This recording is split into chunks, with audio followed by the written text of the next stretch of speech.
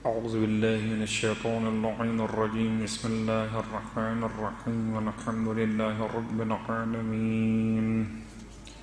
الصلاة والسلام على أشرف الأنبياء والمرسلين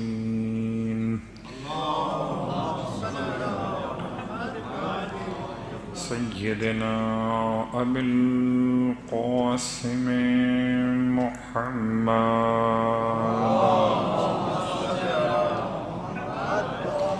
وعلى أهل بيته الطيبين الطاهرين واللعنة الدائمة على أعدائهم أجمعين. أما بعد، فقد قال الله تبارك وتعالى في كلامه الحميد وفرقانه المجيد قوله الحق وهو أصدق القائلين. بسم الله الرحمن الرحيم.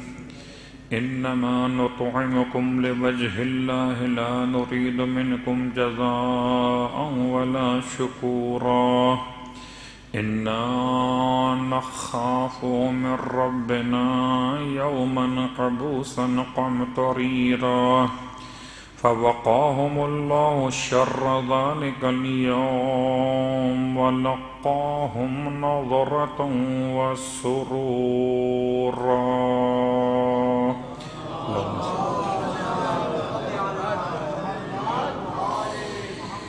تمام تعریفیں پروردگار حسن مجتبیٰ کے لیے اور تمام ہدیہ درود و سلام خانوادہ حسن مجتبیٰ کے لیے. الحمدللہ الذی جعلنا من المتمسکین بالقرآن العظیم وجعلنا من المتمسکین بولایت علی بن ابی طالب علیہ السلام وجعلنا وإياكم إن شاء الله من الطالبين بثأر الحسين مع وليه الإمام المهدي من آل محمد عليهم السلام.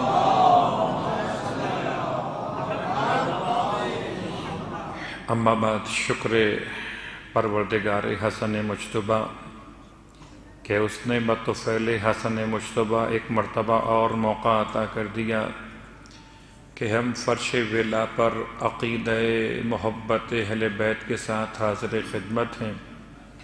واقعاً قرآن کی تفسیر سے محبت، قرآن کے الفاظ سے عشق کا پیدا ہو جانا، یہ لطف و کرم پروردگار ہے. اس میں کوئی شک نہیں کہ کوئی انسان اگر یہ دعویٰ کرے کہ اس کے پاس کتاب خدا کا عشق تو ہے مگر اہل بیت سے محبت نہیں ہے تو اس کا یہ دعویٰ عشق کتاب خدا جھوٹا ہوگا. اور اگر کوئی اس کے برعکس دعویٰ کرے کہ اسے اہل بیت سے بڑی محبت ہے اور قرآن سے محبت نہیں ہے تو وہ کوئی اور اہل بیت ہوں گے جس سے یہ محبت کا دعویٰ کر رہا ہے. اہل بیت رسول خدا تو وہی اہل بیت ہیں کہ جنہیں قرآن سے کوئی طاقت الگ نہیں کر سکتی. ہماری اور آپ کی تو حیثیت اور طاقت کیا، کوئی طاقت دنیا کی اہل بیت کو قرآن سے اور قرآن کو اہل بیت سے نہ کبھی جدا کر سکی ہے اور نہ کبھی کر سکے گی. یہ تو کر سکتی ہیں طاقتیں کہ سر کو جسم سے جدا کر دیں، یہ تو کر سکتی ہیں کہ جوان بیٹے کو باپ کے سامنے شہید کر دیں، یہ تو کر سکتی ہیں کہ پردہ دار بیویوں کی چادر کو چھین لیں. یہ نہیں کر سکتی کہ قرآن کو اہل بیت سے جدا کر دیں یا اہل بیت کو قرآن سے الگ کر سکیں. جب جب جہاں جہاں قرآن رہے گا وہاں وہاں اہل بیت اطہار کا ذکر رہے گا. صلوات پڑھیں محمد و آل محمد.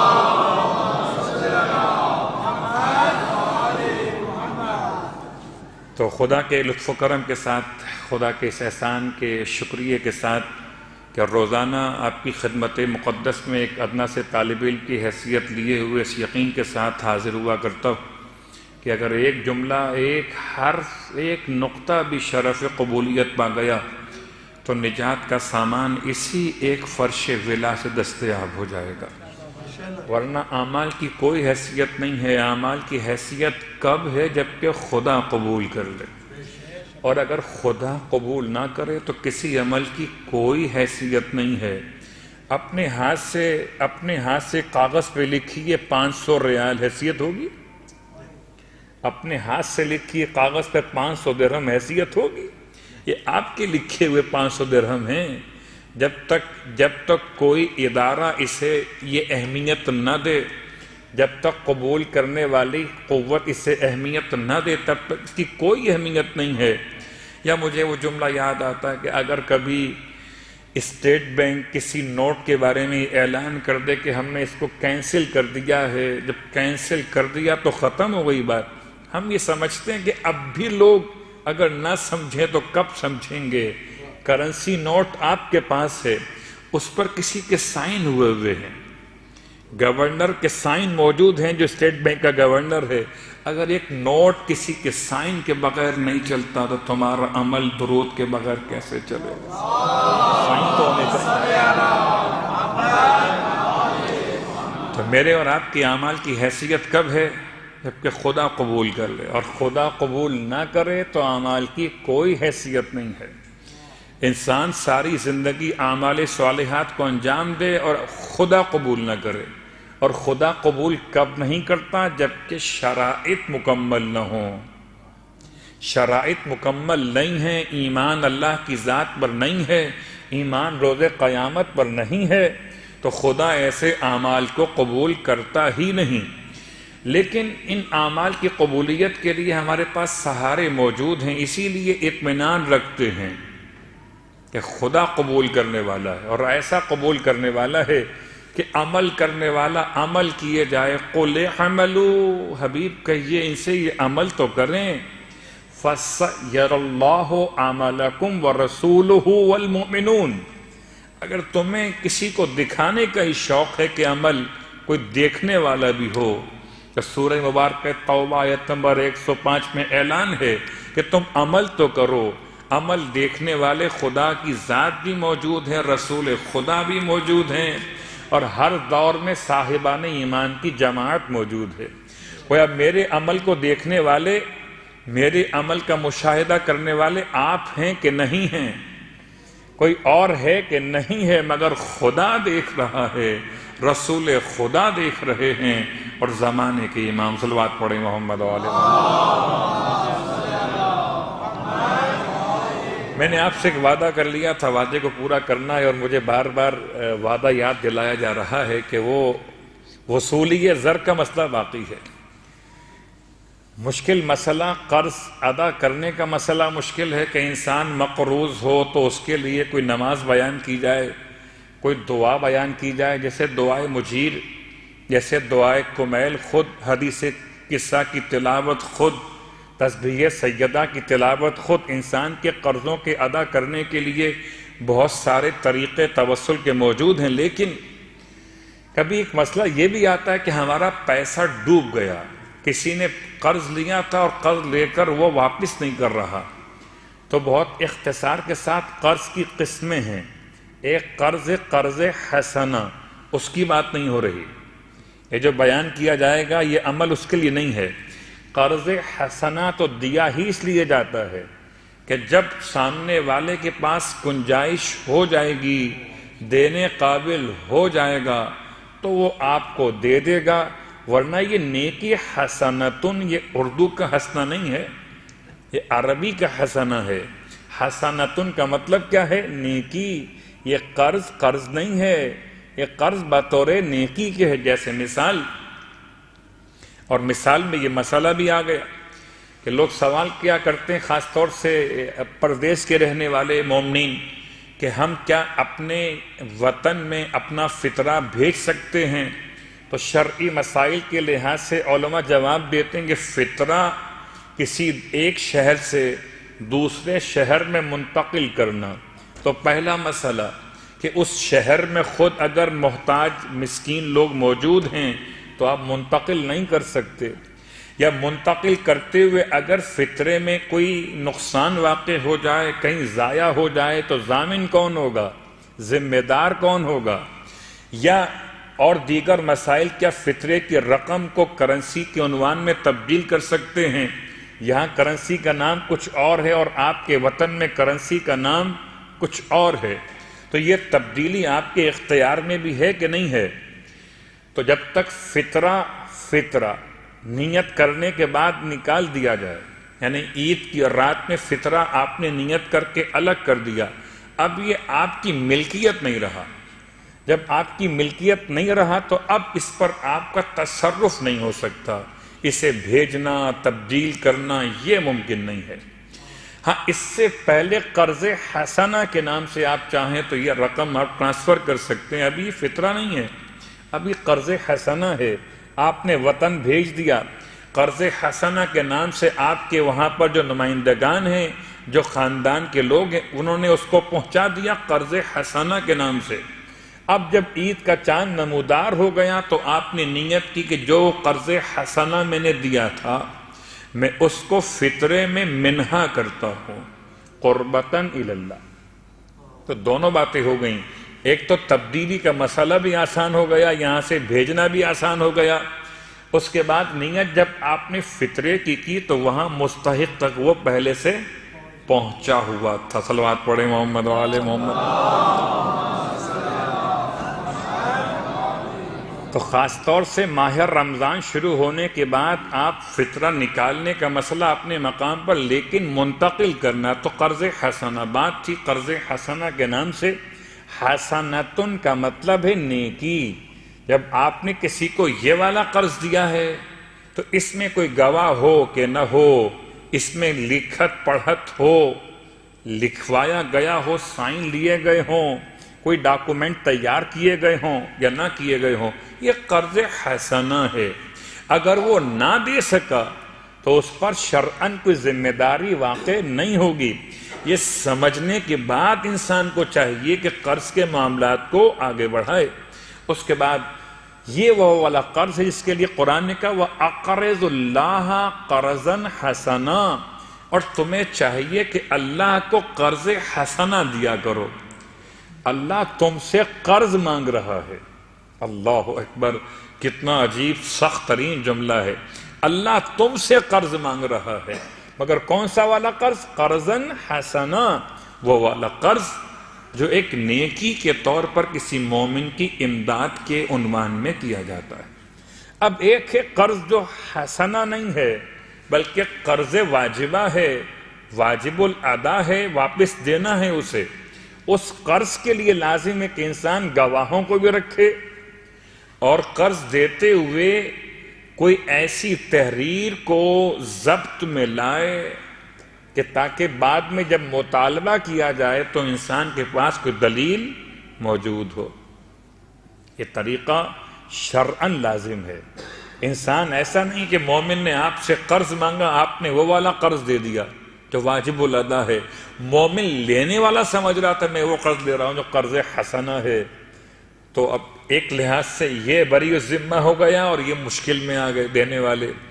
ایسے افراد کے لیے کوئی دعا صلوات پڑھے محمد والی نہیں ہے۔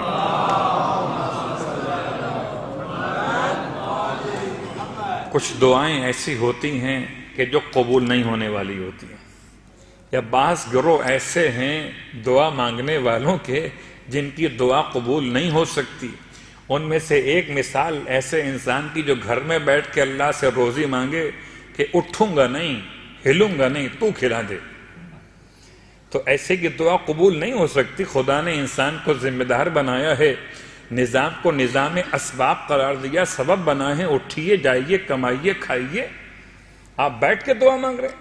اسی انداز سے کہ قرض دے کر کہے پروردگار میرا قرض ڈوب گیا، تو ڈوب تو اس لیے گیا کہ تم نے اس قرض کی جو ذمہ داری تھی وہ خود پوری نہیں کی تھی، لیکن اب ذمہ داری پوری کرنے کے بعد پیسہ ڈوب گیا۔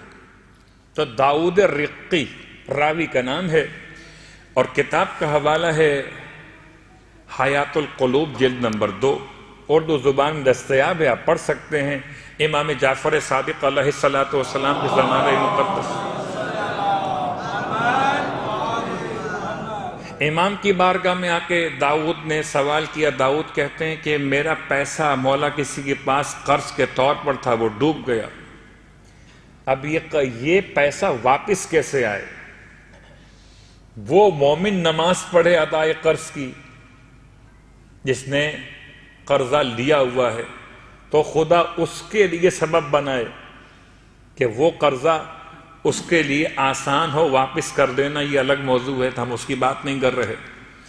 خیر کسی نے مجھ سے کہا تھا کہ اگر جن پر قرض واجب ہے وہ نماز پڑھ لیں تو جب وہ ادا کریں گے تو جن کا ڈوبا ہوا خود بخود نکل آئے گا۔ بھائی اگر لینے والا دینے پہ تیار ہو جائے تو جس نے قرض دیا اس کا مسئلہ حل ہو جائے گا، لیکن ہو سکتا ہے کوئی ایسا ہو جو خود سے دینے پہ تیار نہ ہو، ہوتے ہیں لوگ تو کلمہ پڑھ کے مکر جاتے ہیں، لوگ تو کلمہ پڑھ کے مکر جاتے ہیں، تو قرض لے کر مکر جائے تو کیا کیجیے گا؟ لکھی ہوئی تحریر نہیں مانتے، اپنے سائن کا انکار کر دیں تو یہ انکار تو بڑا آسان سا مسئلہ ہے، مشکل تو اقرار ہوتا ہے ہمیشہ، انکار تو کسی دور مشکل نہیں ہوا۔ تو اب انکار کر دیا، پیسے ڈوب گئے، مولا سے کہتا ہے مولا کیا کروں، میرا پیسہ ڈوب گیا۔ امام نے ارشاد فرمایا، اور یہ خاص عمل جو میں ابھی بیان کر رہا ہوں، یہ عمل آپ نے سنا ہوا ہے مگر آپ ابھی نہیں کر سکتے یہ عمل، کیونکہ یہ عمل ہے خانہ کعبہ کے طواف کے نام سے۔ ارشاد فرمایا ایک طواف کرو، 7 چکر کو طواف کہتے ہیں، 2 رکعت نماز پڑھو بنیابت حضرت عبد المطلب علیہ السلام،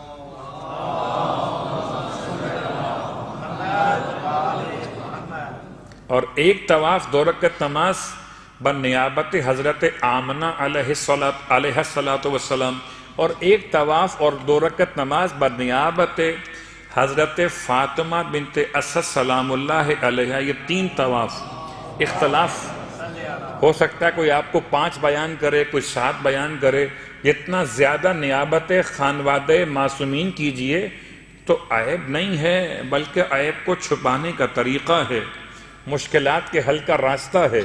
لیکن جو روایت میں آپ کی خدمت میں پیش کر رہا ہوں اس میں 3 نام لیے گئے، ایک حضرت عبد المطلب، جناب آمنہ، جناب فاطمہ بنت اسد علیہم السلام، یہ 3 شخصیات کے نام سے 3 طواف اور 3 طواف کی 3 نمازیں، نماز ہے طواف۔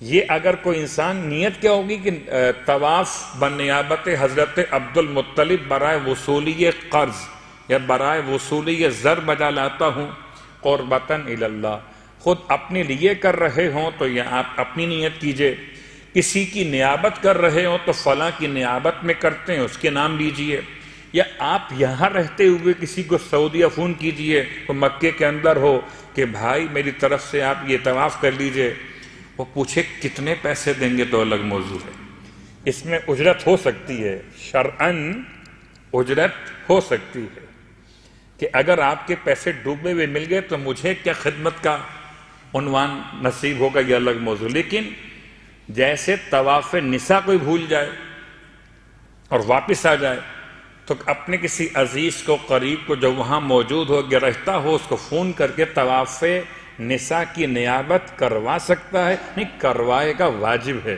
یا تو خود جا کے کرے یا نیابت کروائے۔ لیکن یہ 3 طواف وصولی قرض کے لیے ہیں۔ اب اگر یہاں بیٹھ کے ہم دونوں کام نہیں کر پا رہے، نہ تو خود جا پا رہے ہیں اور نہ کوئی ایسا محبت کرنے والا، بہت مشکل ہے۔ ماہ رمضان میں اتنا حرم میں رش ہے، آپ کسی کو کہیں کہ میں طواف کرنا ہے 3 طواف، میرا پیسہ ڈوبا ہوا، تو جواب میں کہا کہ میں ڈوب جاؤں گا طواف کرتے کرتے، اتنا رش ہے۔ صلوات پڑھیں محمد و آل محمد۔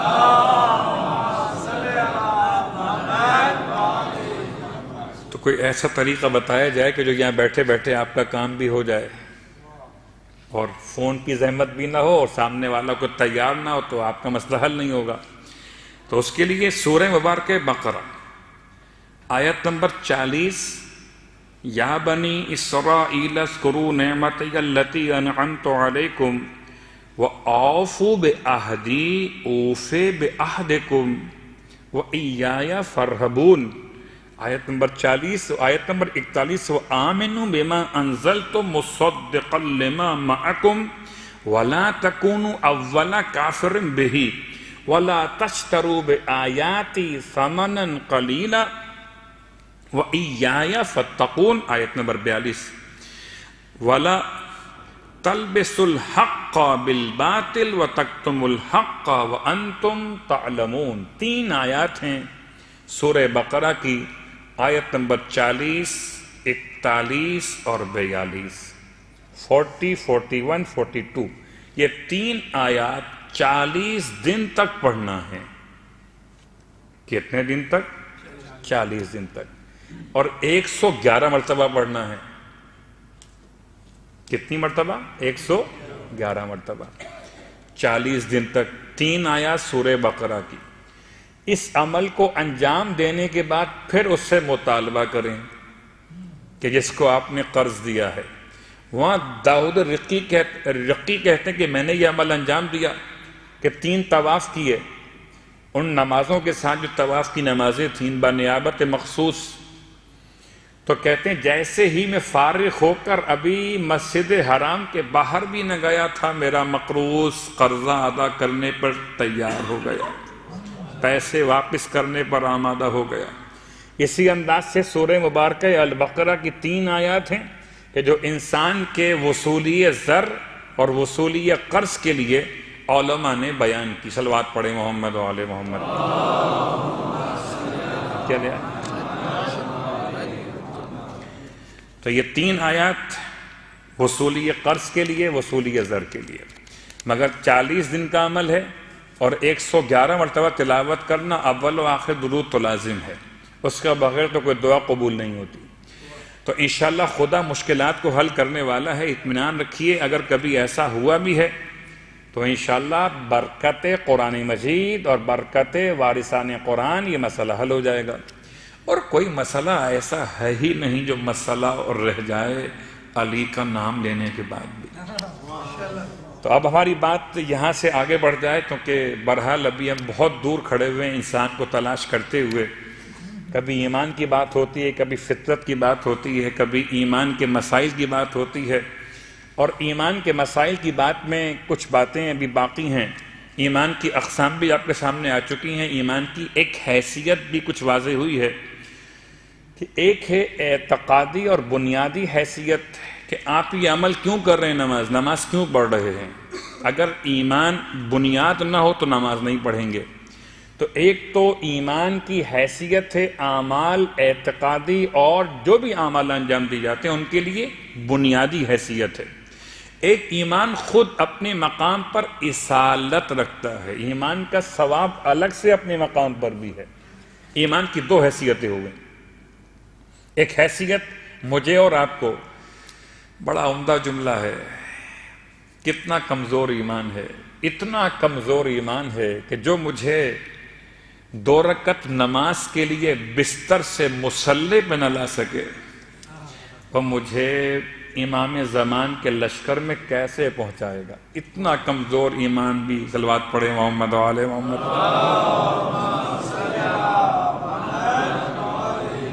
انسان بستر سے مصلی پر آتا کس طاقت کی بنیاد پر ہے؟ کون سی طاقت ہے جو انسان کو بستر سے مصلی پر لے کر آتی ہے؟ اگر یہ طاقت کمزور ہو، بہت معمولی ہو، تو انسان اذان سن کر اٹھے گا، کروٹ لے کے پھر سو جائے گا، کیونکہ طاقت کم ہے، نہیں اٹھ پا رہا۔ اگر طاقت زیادہ ہو جائے تو اس کو بستر سے اٹھا کے بٹھا دے، اٹھ کر بیٹھ گیا، پھر دائیں بائیں دیکھا، شیطان نے بڑی تسلی دی، ابھی تو نماز قضا ہونے میں گھنٹہ باقی ہے، آدھا گھنٹہ سو لیتے ہیں پھر اٹھ جائیں گے۔ شیطان تو وقت بھی دکھاتا ہے اور مسئلہ شرعی بھی بتاتا ہے کہ آخر وقت میں قضا ہوگی، ابھی تو قضا نہیں ہو رہی۔ جبکہ انسان اگر توجہ کرے کہ ایک مرتبہ اگر آپ نے اپنے آپ کو سستی اور کاہلی کے حوالے سے اپنی طاقت کو ضائع کیا اور پھر لیٹ گئے تو پھر سے دوبارہ اٹھنا اتنا ہی مشکل ہوگا۔ تو ایمان کی طاقت ایمان کی حیثیت کی بنیاد پر۔ اب آئیے، پروردگار نے انسان کو جو صلاحیت دی کہ انسان اس دنیا میں ایمان ہی کی بنیاد پر تو اپنی نگاہوں میں وہ کیفیت پیدا کرتا ہے کہ انسان اس دنیا میں رہتے ہوئے آخرت کے دنیا کو دیکھ لیتا ہے. یعنی تن یہاں کا، منظر وہاں کا. دنیا ہے جسم کی، زیارت ہے روح کی. اگر یہاں تن کی دنیا میں رہتے ہوئے انسان نہ دیکھ پایا روح کو، طاقت ایمان کو، تو پھر روح کی دنیا میں جانے کے بعد کیا خاک دیکھے گا؟ اب آئیے 2 مقامات سے آیات لیتے ہیں اور پھر چلتے ہیں کچھ سوالات کی جانب جو خدا کے بارے میں کیے گئے اور ان کے جوابات کس طرح میسر ہونے چاہیے. یہ یوں کہہ لیجئے، ایمان اگر ہو تو کیا کتنا فائدہ ہے، اور ایمان نہ ہو تو نقصان کیا ہے. لیکن پہلے 2 آیات، جن میں سے سورہ مبارکہ بنی اسرائیل آیت کا نشان 71 میں آیتیں بہت سنبھل کے پڑھا کرتا ہوں، پھر بھی اس بات کا امکان ہے کہ کہیں کوئی اشتباہ واقع ہو جائے. اور ماشاءاللہ یہ فرش اعضاء کی برکت ہے کہ میں جو بیان کرتا ہوں اس میں سامعین اتنا توجہ کے ساتھ سنتے ہیں. مجھے بہت خوشی محسوس ہوتی ہے کہ جب مجھے یہ خبر ملتی ہے کہ آیت کا شمار صحیح کیا تھا اور مجھ سے اشتباہ کیا ہوا. جیسے کہ آیات کی تعداد میں اشتباہ ہو جاتا ہے. اب 6666 کہہ دیا گیا ہے، 6636 کہہ دیا گیا ہے.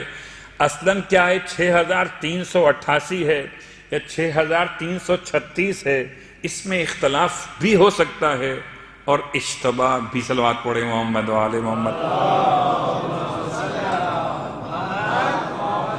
اصلاً جو ذمہ داری میری اور آپ کی ہے وہ یہ ہے کہ ہم اور آپ واجبات کے مسائل پر توجہ کریں، کہ جو پیغام ہے اس کو یاد رکھیں کہ اگر انسان پورے قرآن کی آیات کو تلاوت کر رہا ہے تو اتنے ہی درجے اس کے بلند ہو رہے ہیں.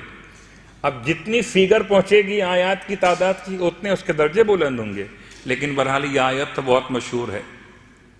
یہ کون سی آیت ہے کہ جہاں پروردگار نے ارشاد فرمایا من کانا فی ہذہ اعمی، جو اس دنیا میں اندھا اٹھے گا. پورا واقعہ چھوڑ دیتا ہوں ورنہ آیت اللہ العظمی سید محسن الحکیم اعلی اللہ مقامہ کا اور امام کعبہ سے ایک چھوٹا سا مناظرہ، جبکہ امام کعبہ اس زمانے میں جو بھی تھے وہ نابینا تھے.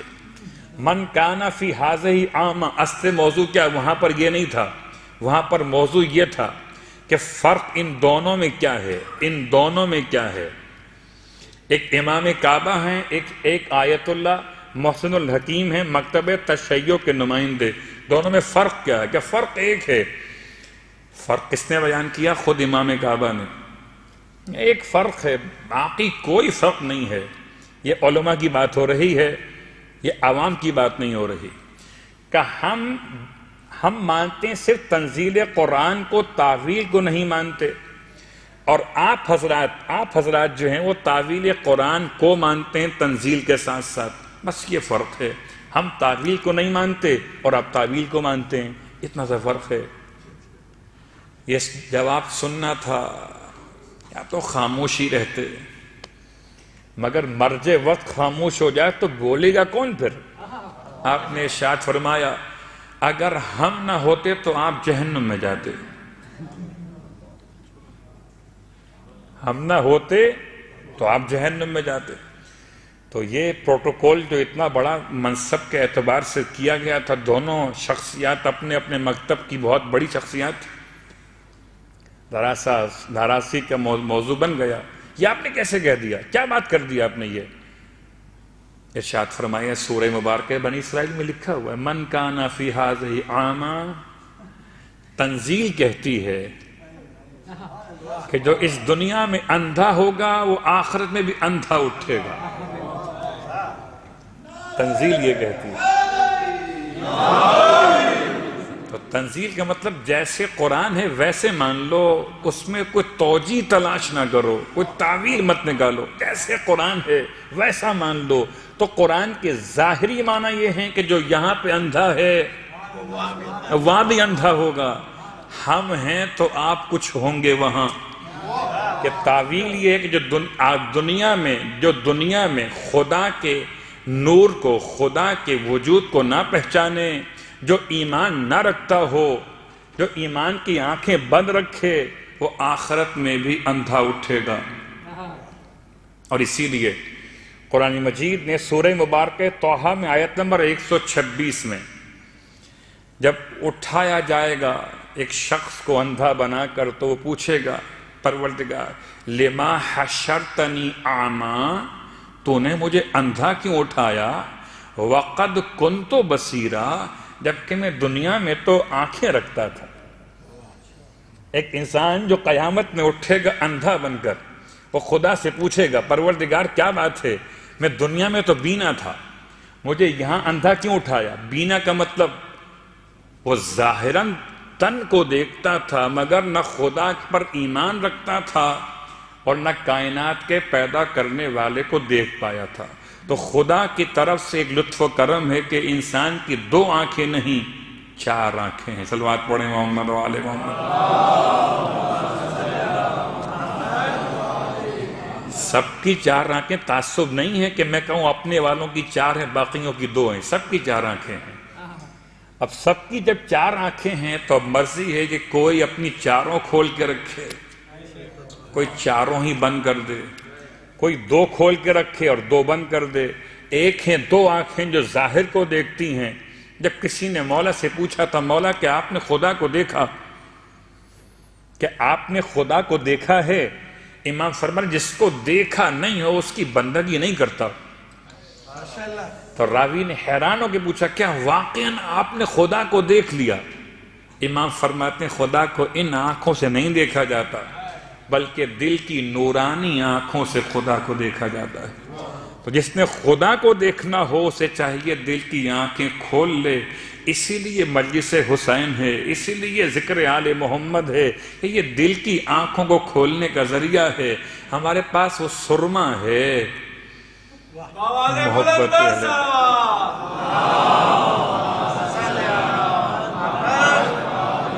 جو دل کی آنکھوں میں ڈالا جاتا ہے۔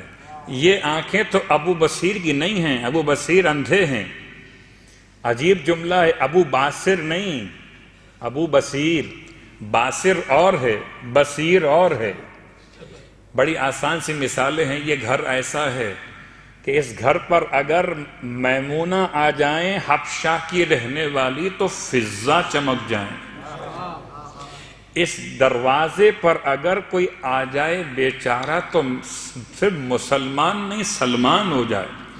اس در کی کرامت تو یہ کہ بے زر بھی آ جائے تو اس مقام پر پہنچے کہ جہاں ابو ذر کہلائے، ابو ذر۔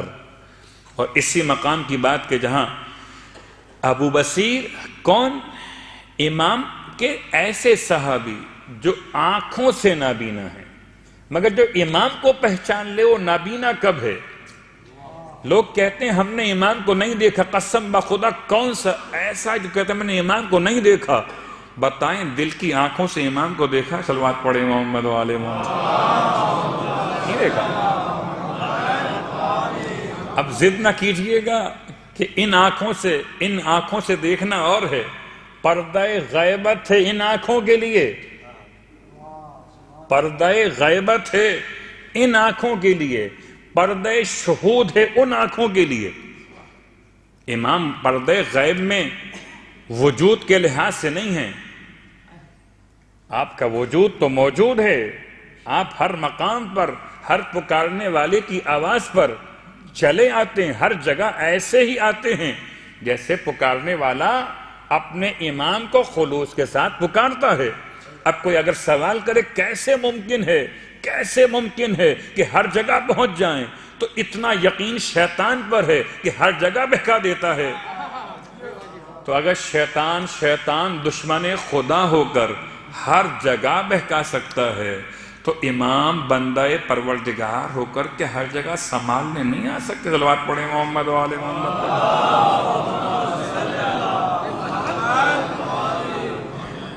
تو خدا کی ذات پر ایمان کے اصالت کے بیان کے ساتھ، انسان کی آنکھیں کھولنے کے بیان کے ساتھ اب 2 ذمہ داریاں، ایک انسان کے اندر کی فطرت، ایک انسان کے اندر کی عقل۔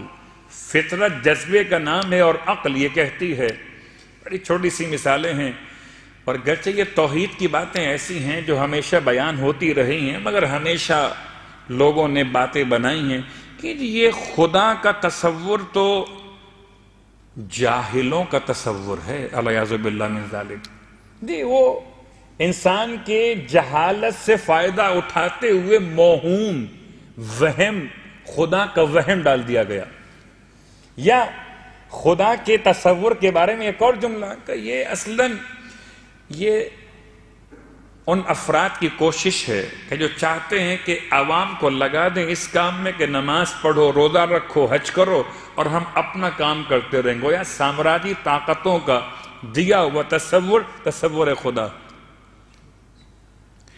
یا کیا بات کروں، ایسے مغربی دانشور جو کہتے ہیں کہ پہلے میں خدا تک تو پہنچ گیا کہ ساری کائنات کو کس نے بنایا؟ خدا نے بنایا، لیکن ایک سوال پہ آ کے رک گیا۔ ساری کائنات کو، رسل کے الفاظ یہ، ساری کائنات کو خدا نے بنایا، لیکن جب میں نے نیکسٹ کوسچن کیا کہ خدا کو کس نے بنایا، تو کوئی جواب صلوات پڑھیں محمد و آل محمد ہے کوئی جواب؟ لیکن روکے رہیے گا، جانا نہیں ہے یہاں سے چھوڑ کر۔ کیوں کہ سوال کا جواب چاہیے۔ وہ کہتا ہے کہ میں یہاں تک تو پہنچ گیا کہ اس کائنات کا پیدا کرنے والا کون؟ کو یہ طاقت کا نام کیا؟ خدا۔ اب خدا کو کس نے بنایا؟ اور جب کوئی جواب نہ ملا تو میں نے یہ عقیدہ چھوڑ دیا۔ اچھا اب کیا عقیدہ آپ کا؟ کہتا میں کہ سمجھتا ہوں کہ کائنات خود بخود مادے سے بنی ہے، یعنی کائنات مادے سے یہاں تک پہنچی ہے۔ تو اس سے سوال کیا جائے نا، تو یہ بتا دے مادہ کس نے بنایا ہے؟ وہی سوال جو وہ خدا کے بارے میں کر رہا ہے، وہی سوال آ گیا۔ اب آئیے میں تھوڑی سی علم کلام کی بحث سے اشارہ کرتا ہوں۔ صلوات پڑھیں محمد و آل محمد۔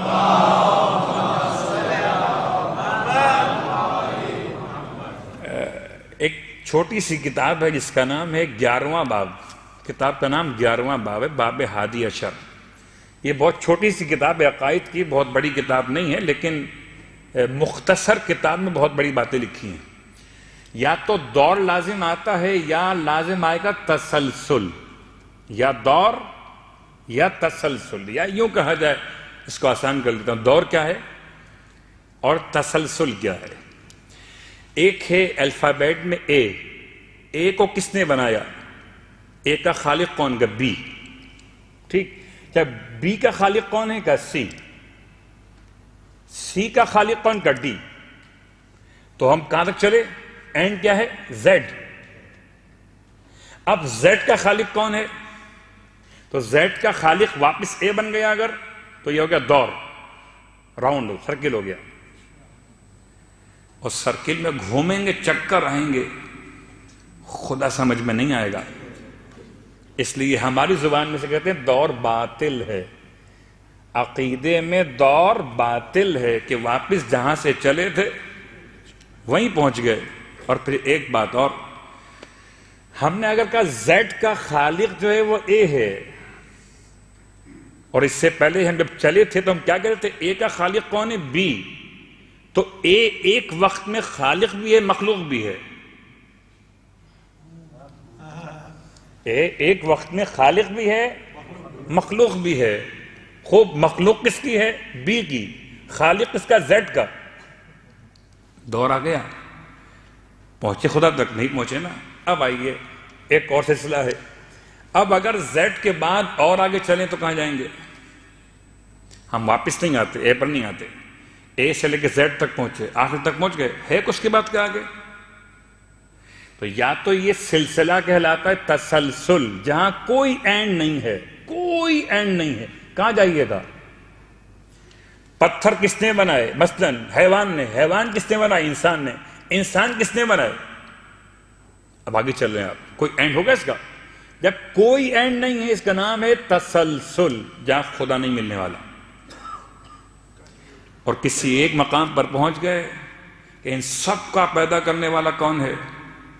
للہ الواحد القہار۔ اور بہت آسان سی مثالیں ہیں۔ کہ اگر ہم خدا کی تلاش میں کہ خدا کو کس نے بنایا، تو بات یہ خدا مخلوق نہیں ہے۔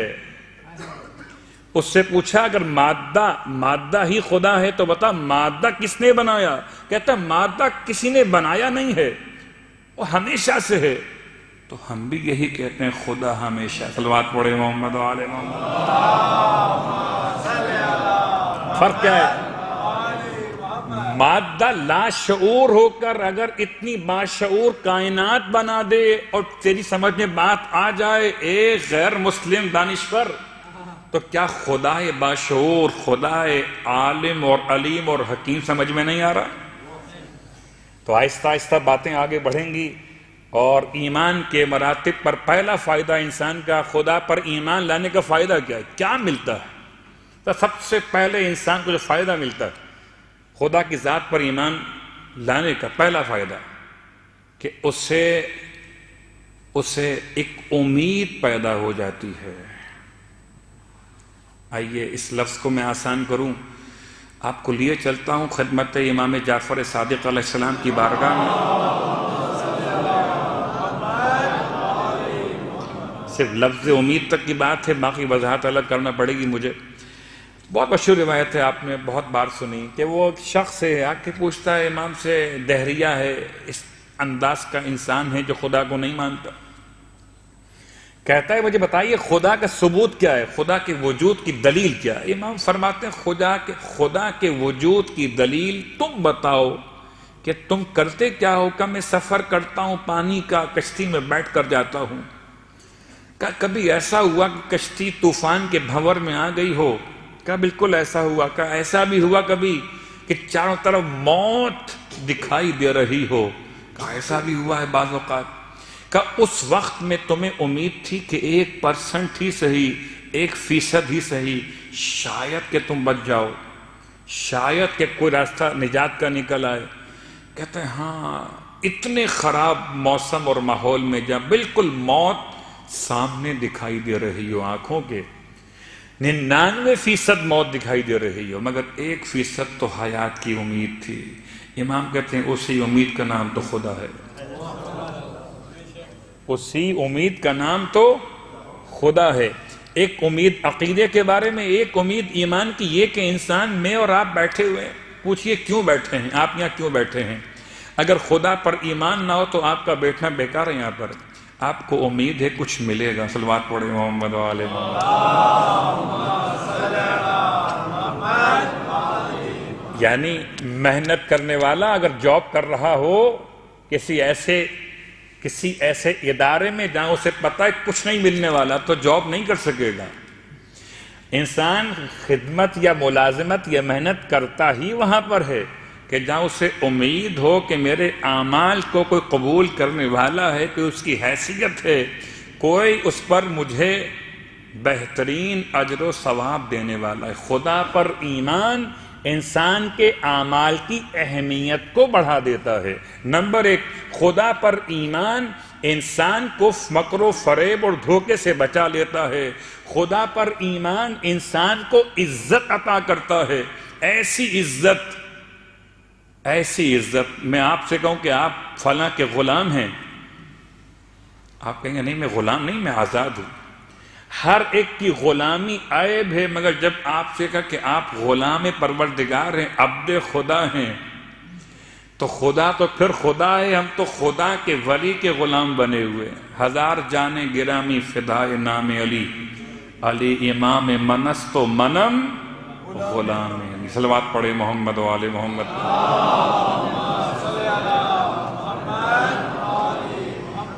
درمیان میں اتنے سفر طے کرنے پڑتے ہیں مجھے کہ میں ابھی وہ لفظ ابرار سے اس یتیم اور اسیر اور مسکین کے مسائل کو مکمل بھی نہیں کر پایا، اور ابھی بات لگتا کہ ٹائم پھر ختم ہونے کو آ گیا۔ تو آئیے آج تبرکن ایک آیت تو آگے بڑھ جائیں۔ انما نطعمکم لوجہ اللہ لا نرید منکم جزاء ولا شکورا۔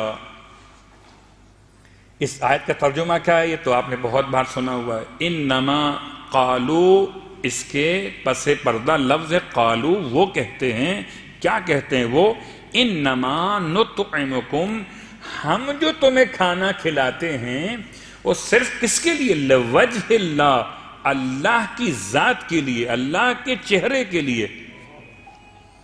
جب اللہ کے چہرے کی بات آ گئی تو یہ تنزیل ہے جو اللہ کا چہرہ دکھاتا ہے، وہ تعویل ہے جو لفظ وجہ سے ذات خدا کو سمجھاتا ہے۔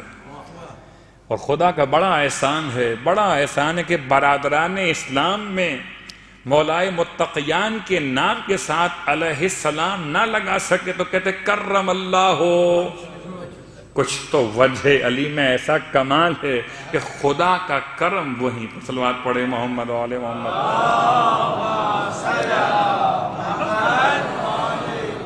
انما کلمہ حصر ہے، یہ انما تو آپ کو خوب یاد ہے، انما یرید اللہ کے نام سے یا انما ولیکم اللہ کے نام سے، انما یہاں بھی کلمہ حصر ہے۔ انما نطعمکم، بہت سے لوگ کھانا کھلاتے ہیں، بہت سے لوگ کھلاتے ہیں، مگر کھانا کھلاتے ہیں اس لیے کہ ہم باہر جا کے ان کا کھائے ہیں تو ان کا گائیں بھی، ان کی حمایت کریں، ان کے لیے اچھی بات کہیں۔ انما نطعمکم، پھر صیغہ مضارع، ہم کھلاتے ہیں اور کھلاتے رہیں گے، ہم کھلاتے ہیں اور کھلاتے رہیں گے، کس کے لیے؟ اللہ کی ذات کے لیے، لوجہ اللہ۔ یہ وجہ اللہ کیا ہے؟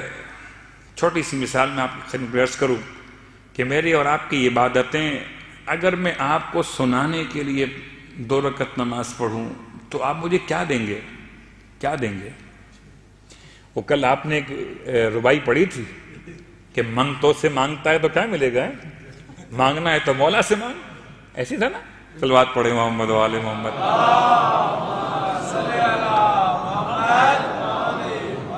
اب یہ 2 رکعت نماز میں آپ کو دکھانے کے لیے پڑھوں، مجھے کیا ملے گا؟ آپ کیا دیں گے مجھے؟ کیا میرا ویزا پکا کروا دیں گے؟ کیا کریں گے آپ؟ آپ کا اپنا ویزا مسئلے میں ہے، وہ الگ موضوع ہو جائے گا۔ کیا کریں گے آپ میرے لیے؟ کوئی انسان کسی انسان کا مالک ہے، رازق ہے، محی اور ممیت ہے؟ نہیں۔ کبھی کبھار واقعاً انسان عجیب و غریب انداز سے عبادت کر رہا ہوتا ہے کہ جی مسجد میں گئے نماز پڑھنے کے لیے، روز جاتے تھے نماز شب پڑھنے کے لیے اکیلے، بالکل اندھیرا مسجد کے اندر، لوڈ شیڈنگ نہیں، لائٹ نہیں تھی زمانے میں، لائٹ نہیں ہے، رات کو گئے ہیں اندھیرے نماز پڑھنے کے لیے۔ تو ایک دن سردی کا موسم تھا، نماز پڑھنے پہنچے، اکیلے صاحب ہیں، یہ بڑا خشوع اور خضوع ہے ان کے اندر، کسی کے سانس لینے کی آواز انہیں مسجد کے اندر سے آئی، اندھیرا چھایا ہوا ہے۔ اب یہ سمجھے کوئی اور بھی آج مسجد میں آ گیا ہے، تو آج تو انہوں نے وہ سورے پڑھے جو کبھی نہ پڑھے تھے، نماز لمبی کر دی۔ اب جیسی نماز ختم کی اور روشنی کچھ سامنے آئی، مسجد میں روشنی ہوئی، دیکھا ایک کتا ہے جو سردی سے بچنے کے لیے مسجد کے اندر آ کر بیٹھ گیا تھا۔ ساری رات کی عبادت، یہ نمازیں ایک کتے کی نظر ہو گئیں۔ اللہ اکبر، جملہ تو بہت قبیح ہے، میں کیا کروں؟ لیکن سوچیں تو صحیح، اگر میں اچھی انداز میں تلاوت کر رہا ہوں اور آپ کو سنا رہا ہوں، آپ کو دکھا رہا ہوں، تو آپ مجھے کیا دیں گے؟ اس لیے ہمارے اعمال کی ساری قدر و قیمت، بات شروع بھی یہیں سے ہوئی تھی کہ اعمال خدا قبول کر لے تو اعمال کی حیثیت ہے، اور خدا قبول نہ کرے تو اعمال کی کوئی حیثیت نہیں ہے۔ تو اعمال کیے جائیں کس کے لیے؟ خدا کے لیے۔ وصیت ہے مولا متقیان علی ابن ابی طالب علیہ السلام کی اپنے بیٹوں سے، بستر شہادت پر مولا کی وصیت، وَعْمَلَا لِلْأَجْرِ، صرف ایک جملہ اس کا، سب چھوڑ دیتا ہوں، وَعْمَلَا لِلْأَجْرِ، اے بیٹا حسن و حسین، تم دونوں عمل انجام دینا اجر کے لیے۔ اللہ اکبر، یہ جو الفاظ یہاں پر کیا ہے؟ ایسا نہیں تھا کہ مولا یہ فرما رہے ہیں کہ جی ہمیں تو اللہ سے اجر نہیں چاہیے، نہیں، انما نطعمکم لوجہ اللہ لا نرید منکم، ہم تم سے نہیں چاہتے، ہم تم سے نہیں چاہتے، نہ جزا اور نہ شکریہ۔ جزا کے معنی کیا ہیں؟ کل بات کریں گے کہ جزا کتنے معنی میں استعمال ہو سکتا ہے، شکریہ کیا ہے، وہ آسان لفظ ہے مگر جب جزا کے ساتھ استعمال ہوا ہے تو اس کے معنی کچھ اور ہو جائیں گے. ابھی فی الحال روکتے ہیں کہ ایسا نہ ہو کہ پھر میں آج ایک عظیم خاتون کے ذکر مخصوص سے پھر اپنے آپ کو محروم کر دوں. آج مخصوص تذکرہ جناب نرجس خاتون سلام اللہ علیہا.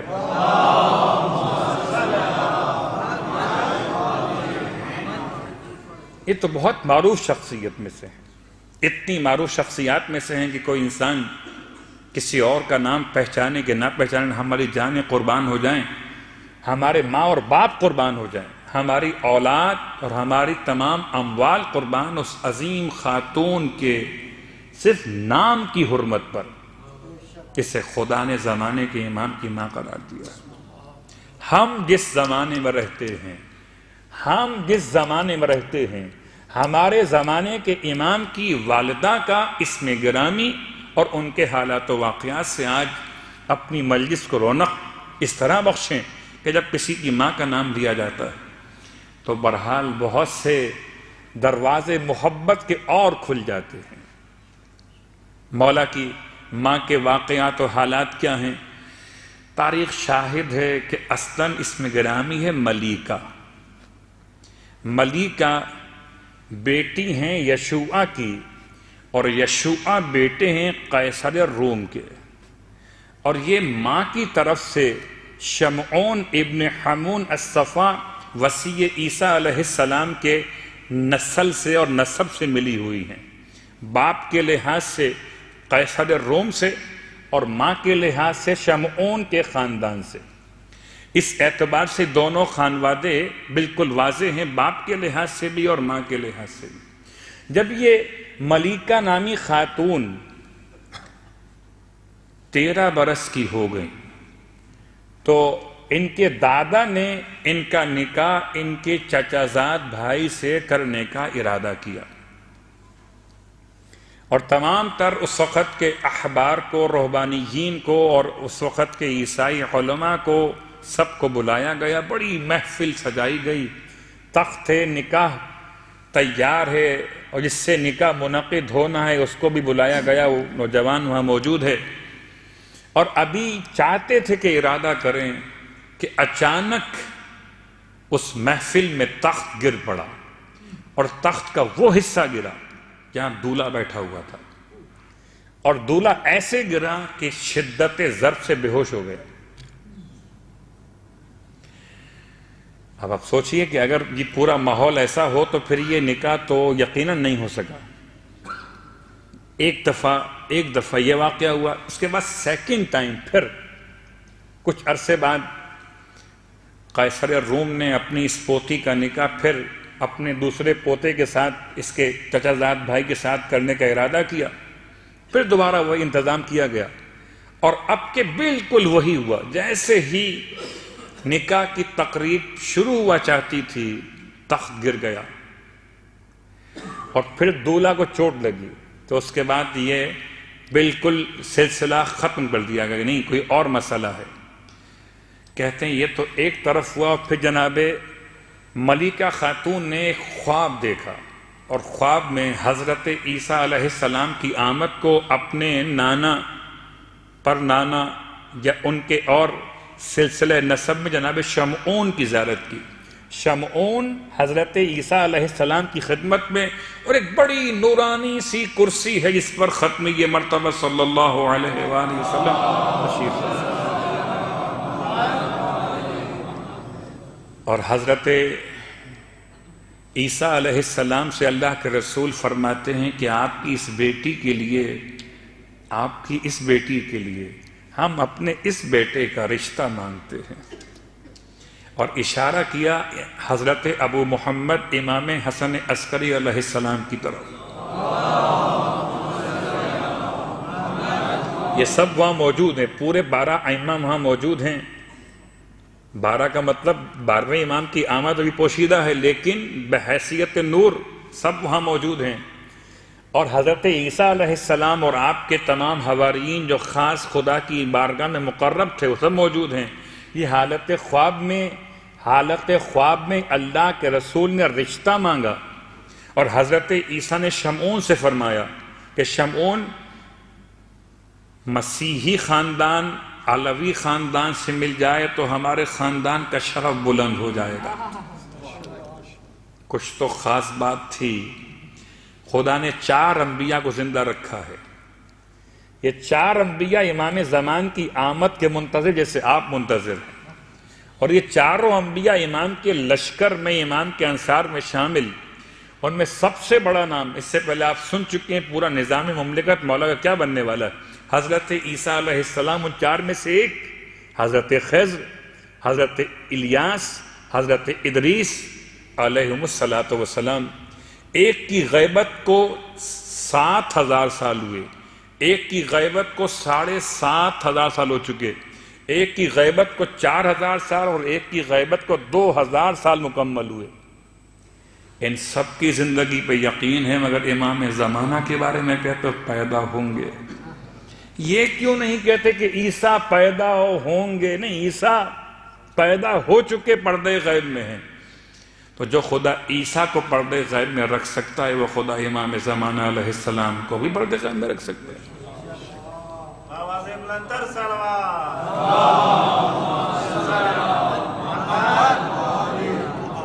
تو یہ پہلا خواب ہے حضرت ملیکہ جو بیٹی ہیں یشوع کی اور قیصر روم کی پوتی ہیں اور جناب شمعون کی نواسی ہیں، اور رشتہ حالت خواب میں قائم ہو رہا ہے۔ حضرت شمعون نے رشتہ قبول کیا، حضرت عیسیٰ علیہ السلام نے مبارکباد پیش کی، اور یہ خواب دیکھنے کے بعد جب آپ بیدار ہوئی ہیں تو حضرت ملیکہ نے اس خواب کو کسی سے بیان نہیں کیا، اس وقت تک بیان نہیں کیا، اور اس خواب کے بعد آپ کی کیفیت تبدیل ہو گئی، یعنی روٹی رزق کھانا پینا بہت کم ہو گیا، بیمار رہنے لگی۔ میں تفصیلات پہ آہستہ آہستہ انشاءاللہ ہم اس بات کو آگے بڑھائیں گے، ان کا ایک اور صرف مسئلہ بیان کر کے باقی باتیں انشاءاللہ کل کے لیے۔ تو اب اس دوران میں جبکہ پریشان ہوا قیصر روم کے، آخر مسئلہ کیا ہے، بیماری کون سی ہو، طبیب بلائے گئے مگر علاج سمجھ میں نہیں آ رہا۔ ایک مرتبہ خود قیصر روم نے اپنی پوتی کو بلا کے پوچھا کہ بیٹی بتاؤ مسئلہ کیا ہے، کوئی تمہارے دل میں کوئی خواہش ہے، کوئی آرزو ہے، کوئی تمنا ہے تو بیان کرو۔ کہتی ہیں دادا سے کہ دادا، جو مسلمان اس زمانے میں کچھ اسیر تھے روم کے بادشاہ کے پاس، قیصر کے پاس، تو کہا ان کو رہا کر دیجیے، شاید اس نیک کام کی برکت سے خدا میری بیماری کو دور کر دے۔ قیصر روم نے ملیکہ کی خواہش پر جو چند لوگ مسلمان اسیر تھے اس کے پاس، ان کو رہائی دے دی، ان کی آسانی پیدا ہو گئی۔ اللہ اکبر! جس کا ایک خواب مسلمانوں کی آسانی کا باعث بنے، اس کا بیٹا کتنی بڑی آسانی کا باعث بننے والا ہے۔ فرجہم و فرجنا، یہ کشادگی صرف آل محمد کی نہیں ہے بلکہ تمام عالم کی کشادگی ہے، امام زمانہ کے ظہور کا زمانہ۔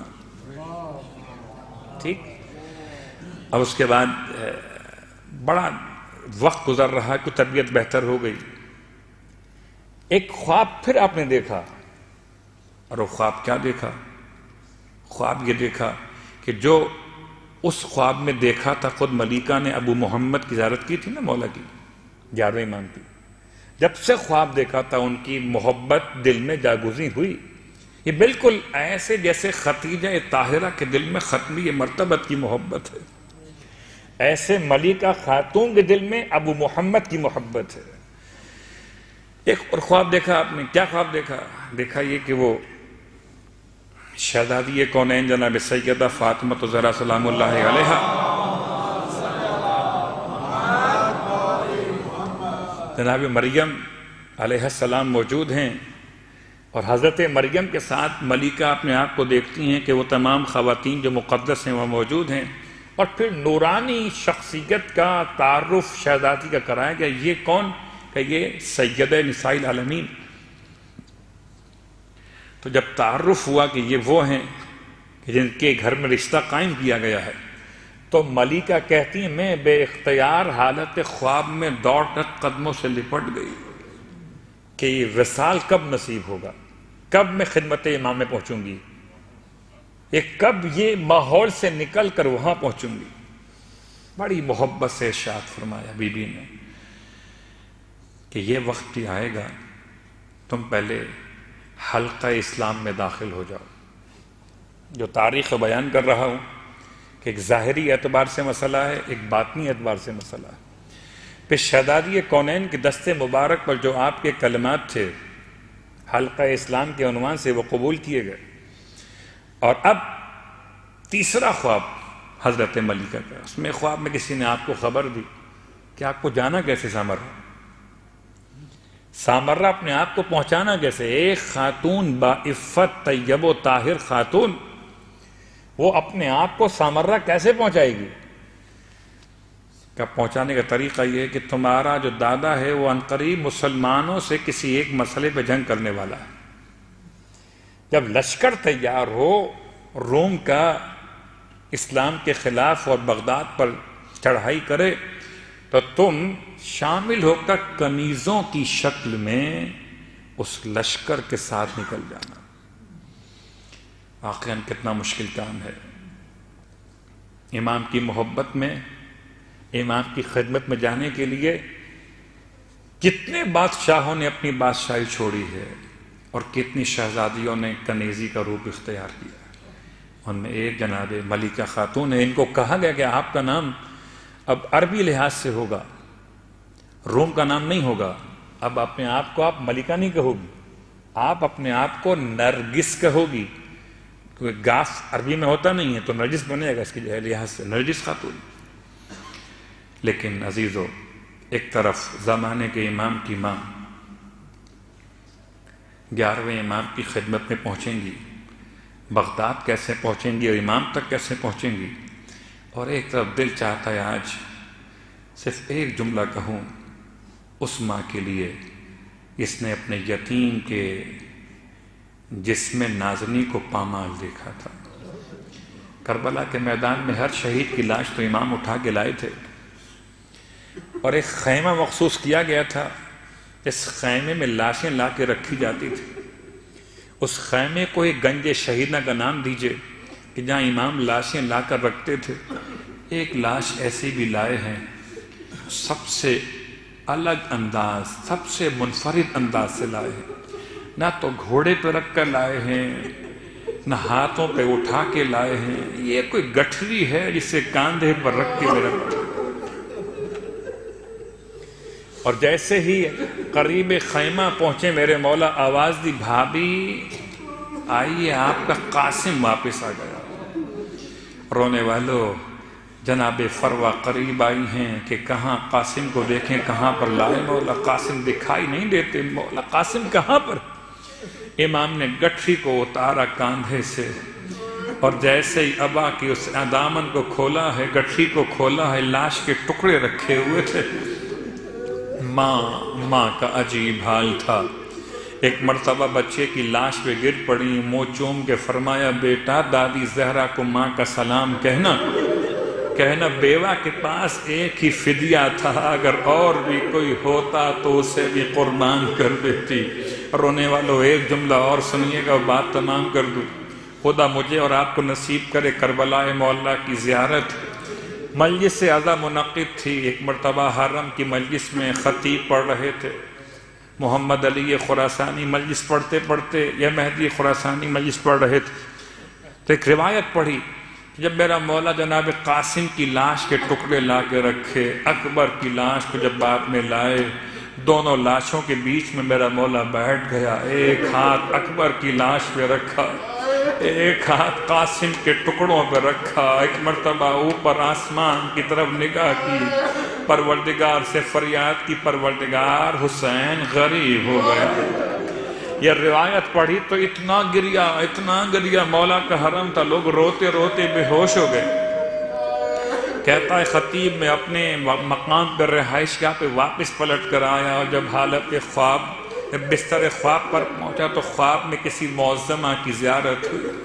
معظمہ آ کر کہتی ہیں، اے خطیب ذاکر، آئندہ یہ روایت حرم میں مت پڑھنا. پوچھتا ہے ذاکر ہاتھوں کو جوڑ کر، اے معظمہ بی بی، بیوی اگر روایت غلط ہو تو میں کہیں نہیں پڑھوں گا، حرم میں تو کیا میں کہیں نہیں پڑھوں گا۔ فرماتی ہیں روایت غلط نہیں ہے، جب سے تو پڑھ کر آیا ہے میرے بیٹے کو ہوش نہیں آ سکا ہے۔ وہ غربتا میرا مولا کبھی اکبر کی لاش کو دیکھتا تھا، کبھی قاسم کے ٹکڑوں کو، ہے مولا کی دولت ایسی لٹی کربلا کے میدان میں کہ حسین غریب ہو گئے۔ اللہ ولعنۃ اللہ علی القوم الظالمین وسیعلم الذین ظلموا ای منقلب ینقلبون۔ بار اللہ واسطہ محمد و آل محمد کا ہماری اس عبادت کو اپنی بارگاہ میں قبول و مقبول فرما۔ بار اللہ واسطہ محمد و آل محمد کا میرے مالک تمام حاضرین مجلس کی حوائج شرعیہ کو پورا فرما۔